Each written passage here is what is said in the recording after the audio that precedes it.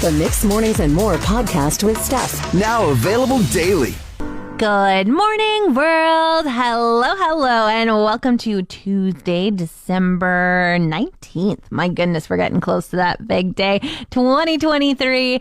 I hope you're awake, you're alive, you're feeling good. Got to tell you about biting my lip last week. I know, it's like the most depressing thing when you're just chewing, enjoying a meal, and then all of a sudden your teeth bounce off something that definitely isn't food.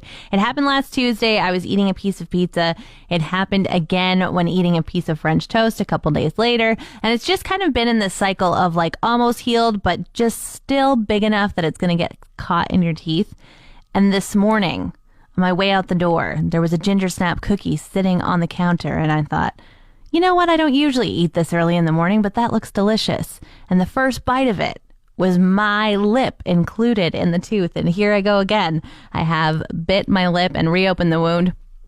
But I was especially aware of it when I took my first sip of coffee this morning. I've been watching a lot of medical shows, and it was like I was cauterizing my wound. Oh my goodness, it hurts so bad. I hope your morning's going better than mine. On Friday, I noticed my truck was getting a little low on gas. I intended to get some this weekend, but instead just drove around carefree without a thought in the world about it. Yesterday, the low fuel light came on, and I promised myself I'd get gas on the way home from work, but I forgot. And then this morning, I was shocked to find how low the needle was. I considered stopping at the Shell by my house, but it looked a little too dark for my liking. So I decided to keep driving and stop at the next one. But there isn't really a next one. When you jump on the highway in Gregoire to get to Stone Creek, the next one is 20 minutes away. Well, I probably split looking at the road and my gas gauge 50-50 this morning, and I made it to the Petro can. I again thought, should I just get gas after work? I made it here. It's dark and cold. No, that's bad bargaining. Just get gas now. I always say my truck has a 100-liter tank because whatever the gas price is, that's how much it takes. $1.39 a liter, $139 to fill. Not this morning. $1.39 a liter, and it stopped at my cap of $1.50. It took 109 liters and would have taken more if I had let it.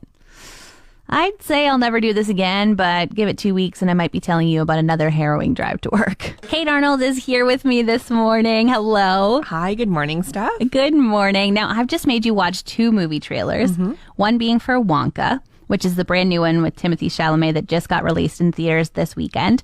And then the other one is Mean Girls, the musical, and that one's supposed to come out in January. Right. Are you going to go see them? Certainly, I'm going to see Mean Girls, and I think now that I've watched the trailer for Wonka, I will definitely go see that as well. Well, I must highly recommend it. But there's kind of people coming out in uproar about these trailers, even though they were so good and they kind of gave you the warm and fuzzies and like, yes, I want to go see that, because they're saying they're tricking people. Oh. Because did you know from the trailer that Wonka is a musical? Oh, no, I didn't. Yeah. So there's no singing in the trailer. There's no like dancing. You really don't know that a lot of the movie will be sung. And then Mean Girls, the musical, right, didn't show one musical number. It was just all their lines. Didn't. And interesting. I just heard you say Mean Girls, the musical. And I was like, huh. So that's very interesting. Yeah. So what they're saying is that test audiences are less likely to go and see the movie if it's portrayed as a musical. Oh, okay. And so they're keeping it a secret. Interesting. You know what? I may actually have been one of those people that would have been not put off, but maybe just not enjoyed, thought I wouldn't have enjoyed it as much if I knew it was a musical going into it. Okay. So you were already saying that you're a bit of a purist when it comes to Mean Girls, and you weren't sure if you were going to go see it, saw the trailer, and you're like, all right, yeah, I will. Yeah. Now that you know that it's a musical.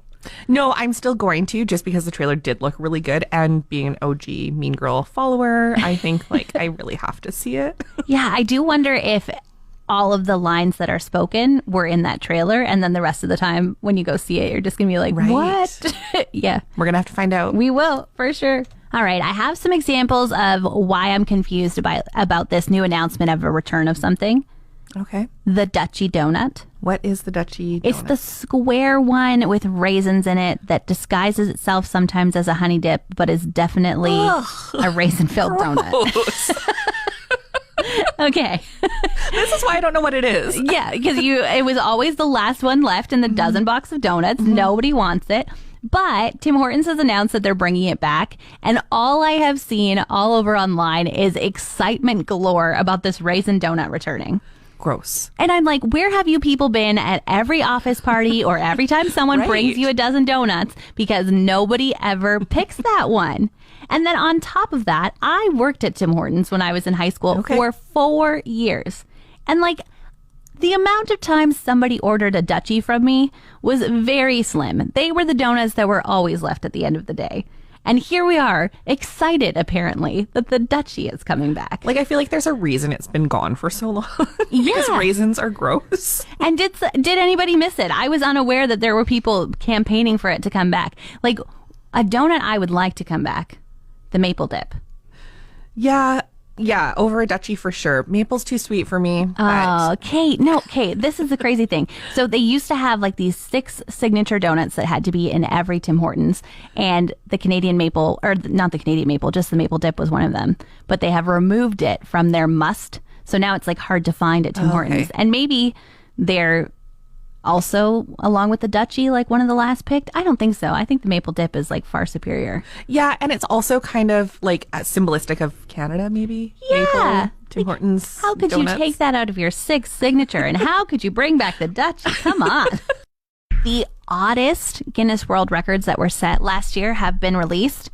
I just didn't know there was competitions for this or people who cared so much to contact the Guinness Book of World Records, but here we are. Yeah, this is wild to me. The fastest time to assemble Mr. Potato Head blindfolded has been gifted at 12.11 seconds. I feel like I could beat that. Yeah? No. I mean, this person was very passionate about it. So passionate, they contacted the Guinness World Records. So they must have something going for them. Possibly. I don't know. Longest mustache on a living person, 2.1 inch. 2 feet 1 inch. Oh, wow. Yeah. You'd trip over that. You would. Or like strangle yourself with it. Yeah. Oh, dear. I don't know why you would want that. You know what? He could borrow, he or she could borrow your husband's hair stuff. Yes, we do have those 6 extra bottles of it. It's going to take us 7 years to get through, but with that much hair, probably get through it in a year. 5 meters on a scooter by a parrot. It's the longest a parrot's ever gone on a scooter, apparently. Why do we know this? I don't know. And why wasn't all the other parrots in the world contacted that there was a scooter competition? Right. There could be a parrot that goes further. Yes. And were they on a scooter, like scooting with their foot going down, or did they just get on a hill? Is there a video of this? Not a link that I can see. Has anybody contested this? I don't know. And somebody else, most magic tricks underwater in 3 minutes. How? Why are we thinking this up? I love that people, this is their joy. Great for them. But I am just like, this is not my joy. I'm glad that they've come up with this. But longest tongue on a living dog. How long? 5 inches, 5.4 inches. That doesn't seem overly long. Like, dogs have long tongues. Especially like you've met dogs who can't, keep their tongue in their mouth like when they're chewing because it's in the way. So I would imagine that 5.46 inches is just kind of a normal long tongue. Yeah. Anybody have a dog with a long tongue that would like to measure it? I'd like to know what the average long tongue is. Lots of people are traveling this time of year, and some expert tips have come out about how to make sure if your luggage does get lost that it gets back to you quickly. So one of them is they would like you to put an itinerary in your bag. So that's a helpful tip. I haven't thought of that before. Yeah. So if the luggage handlers are opening your bag to look at what's inside anyway, on top, they're going to find this bag is supposed to be in Ohio. Yeah. And that's easy. It's free. It's something you can do. Like simply just put it in there. Totally. Yeah. Yep. Makes sense to me. Another is air tags. Of course, they're saying, this is kind of the new way to track where your luggage ended up is to get an air tag, and your phone will tell you exactly where your luggage is at the time it's lost. And then a third way they say is that you take a picture of your luggage so that when you're saying to the person who is looking in a sea of lost luggage, mine's the black bag, this brand. You could add a few more details or instead just give them the picture so that they can go search through the sea of it.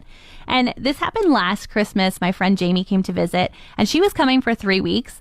But she spent 3 days in the airport at the beginning of her trip, and then her luggage was lost for 9 days. No. That's terrible. Very long time out of a 3-week trip. And thankfully she was here for long enough that she could get her luggage for the last little bit of it. But I remember her saying, okay, we're going to go in this luggage room, and they actually let us look through the luggage. And she said, it's a black bag with a Christmas ribbon on it. And I was like, oh, okay, sounds good. This girl tied a 1-inch gold curly ribbon on her suitcase handle. And thankfully she found it first and was like, here it is.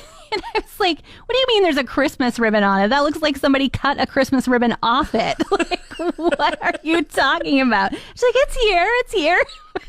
Anyway, I think that maybe if she had an air tag or an itinerary in her bag, the outcome would have been different. Meta and Ray-Ban have partnered to bring some new fancy glasses to the world. Ooh. And they're smart glasses, and they're $3,500. And what? I know, did that just roll off the tongue? And apparently you're going to be able to kind of like click a button on the side and look at your messages, and you kind of seem like you're going to be living in a different world. Okay, so your glasses are essentially going to be like replace your phone, kind of? Yes, kind of. Oh, wow. And the other thing that they're saying is they're going to have like 5 microphones on them, as well as cameras. So now you can live stream your life exactly from your point of view.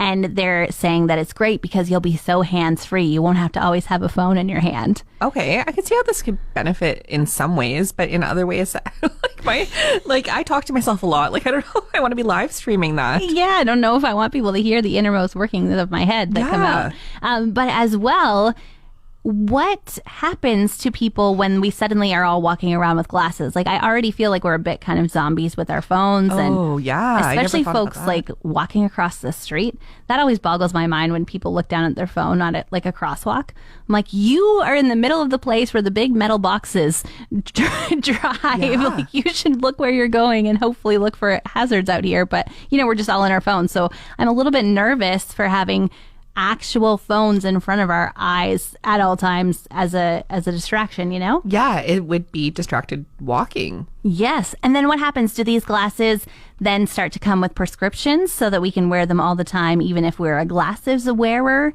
then you wouldn't know. And then are you driving with your smart glasses on? And how do you make sure that you're not distracted driving with an obstruction in front of your face? Oh, we need to find out more about that. Yeah.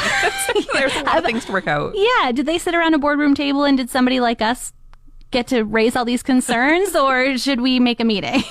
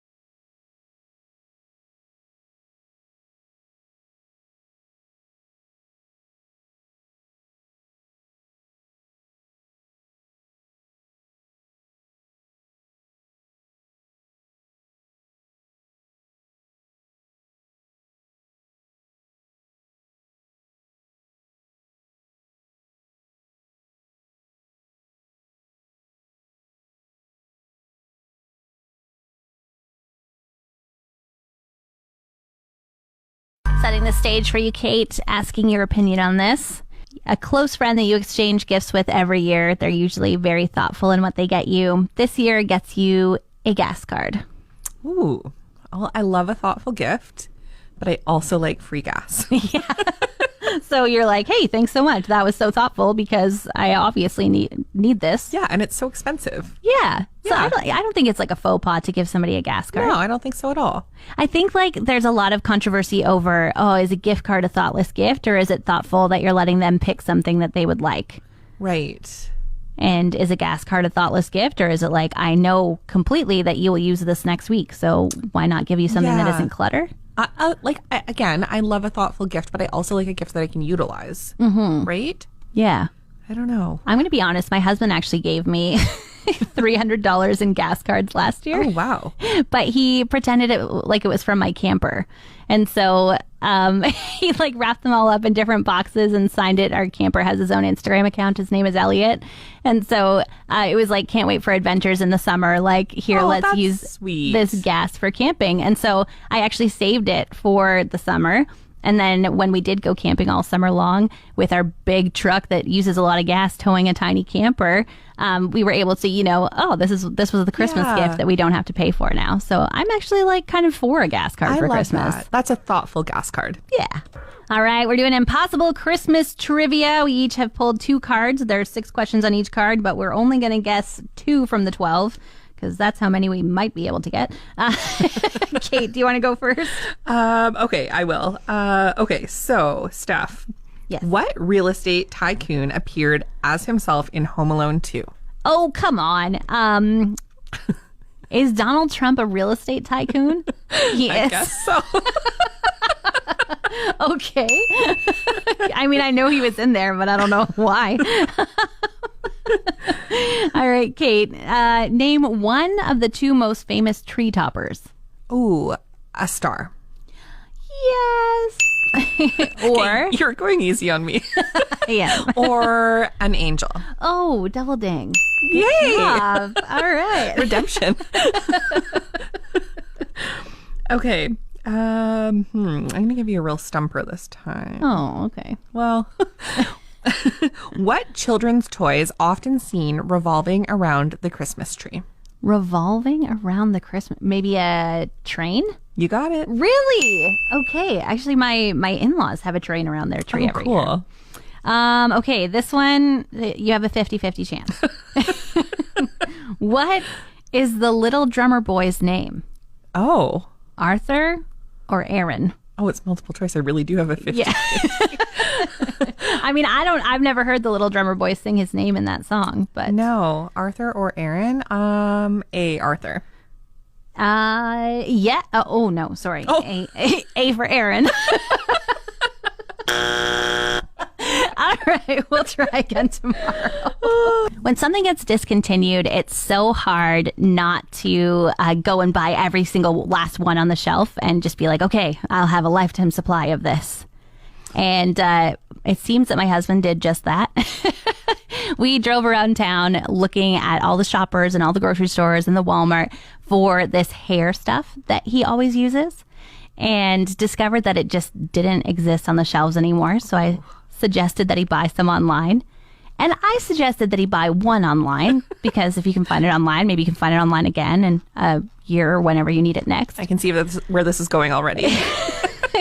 But he thought, I love this hair stuff, and it's $20 for one or $50 for 6. So let's be economical and buy 6. Okay, that makes sense. We just did that with body wash that we really like. Okay. Yeah. But how long does it take you to go through your body wash? Like one every month or something maybe, or... Nice. Yeah. That makes sense. So in July, you'll have to go restock. Mm-hmm.